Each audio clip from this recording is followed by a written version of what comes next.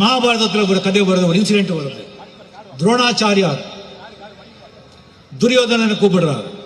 கூப்பிட்டு, துரியோதனா, எனக்கு உங்களுக்கு 30 நாள் டைம் கொடுக்கிறேன். எனக்கு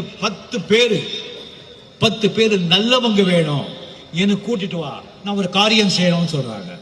சரி குருதேவா அப்படின்னு சொல்லி துரியோதனா பொறுப்படுறா. நல்ல 10 பேர் நல்லவங்களை தேடுறதுக்கு தர்மரை கூப்பிடுறாங்க.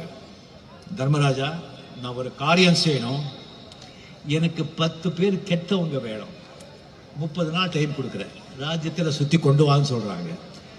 அவரு போறாங்க. 30 நாள் முடியுது. துரியோதனை வர்றான், வெறும் கையில வர்றான்.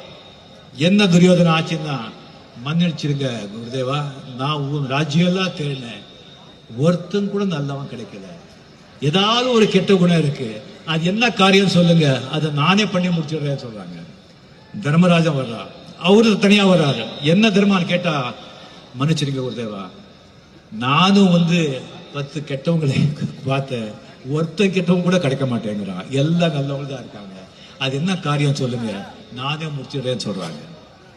இதுல என்ன தெரியுதுன்னு சொன்னா, துரியோதனை கெட்டவன், கெட்ட குணம் உள்ளவன்.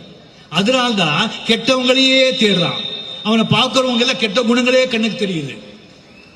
தர்மன் நல்லவன், அவன் பார்க்கும்போது தர்மம் நல்ல குணங்களே தெரியுது, கெட்ட குணங்கள் தெரியல. அதே மாதிரி நீங்க முதல்ல நல்லவங்களா இருந்தால் உங்களுக்கு நல்ல குணங்கள் இருக்கிற நண்பர்களே கண்ணுக்கு தெரியுவாங்க, அவங்க கூட நீங்க ஃப்ரெண்ட்ஷிப் பண்ணுவீங்க, உங்க வாழ்க்கை ரொம்ப நல்லா இருக்கும்.